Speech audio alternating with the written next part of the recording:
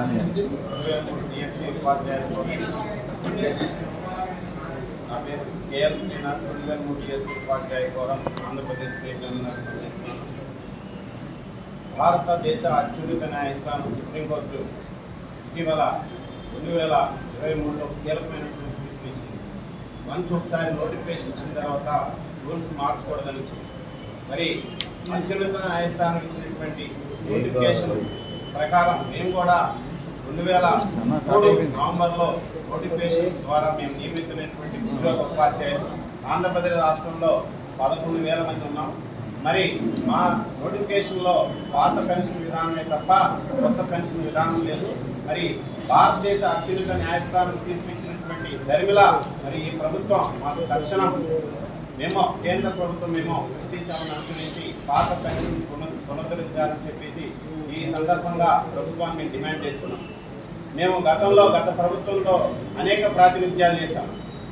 మా civil service joint staff council సమావేశంలో ఉపాధ్యాయ సంఘాలందరికీ కూడా గత ప్రభుత్వం లిఖితపూర్వకమైనటువంటి హామీ ఇచ్చింది. 57 ప్రకారం 2003 డిఎస్సీ ఉపాధ్యాయులకు అలాగే తదితర అర్హత గల ఉద్యోగ ఉపాధ్యాయులందరికీ కూడా పాత పెన్షన్ పునరుద్ధరిస్తామని గత ప్రభుత్వం లిఖితపూర్వక హామీ ఇచ్చి కూడా అలాగే చివరి కేబినెట్ సమావేశంలో కూడా మీ అంశం ప్రస్తావన తీసుకొచ్చి మీకు పాత పెన్షన్ పునరుద్ధరిస్తామని చెప్పి గత ప్రభుత్వం చెప్పి మొండి చేయి చూపించినటువంటి ధర్మిల ఈ ప్రభుత్వం కూటమి ప్రభుత్వం వచ్చిన తర్వాత సంవత్సర కాలం అయింది. అనేక ప్రాతినిధ్యాలు చంద్రబాబు నాయుడు గారికి ప్రాతినిధ్యం చేస్తాం, పవన్ కళ్యాణ్ గారికి ప్రాతినిధ్యం చేస్తాం, నారా లోకేష్ గారికి ప్రాతినిధ్యం చేస్తాం.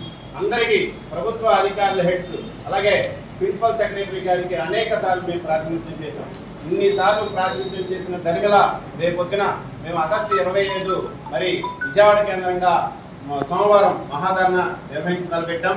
తక్షణం స్పందించి ప్రభుత్వం ఎప్పుడైనా తక్షణం స్పందించి మా న్యాయమైనటువంటి కోరిక అయినటువంటి కేంద్ర ప్రభుత్వం 57 ప్రకారం ఎవరైతే 2004 సెప్టెంబర్ 1కి ముందు నియమితులైనటువంటి ఉద్యోగ ఉపాధ్యాయులు ఎవరైతే ఉన్నారో వాళ్ళందరికీ కూడా పాత పెన్షన్ పునరుద్ధరించాలని చెప్పేసి ఈ సందర్భంగా ప్రభుత్వాన్ని మేము డిమాండ్ చేస్తాం. లేని పక్షంలో రానున్న రోజుల్లో మా ఆందోళన తీవ్రతరం చేస్తామని ఈ సందర్భంగా ప్రభుత్వాన్ని హెచ్చరిస్తున్నామని చెప్పేసి తెలియజేస్తాం.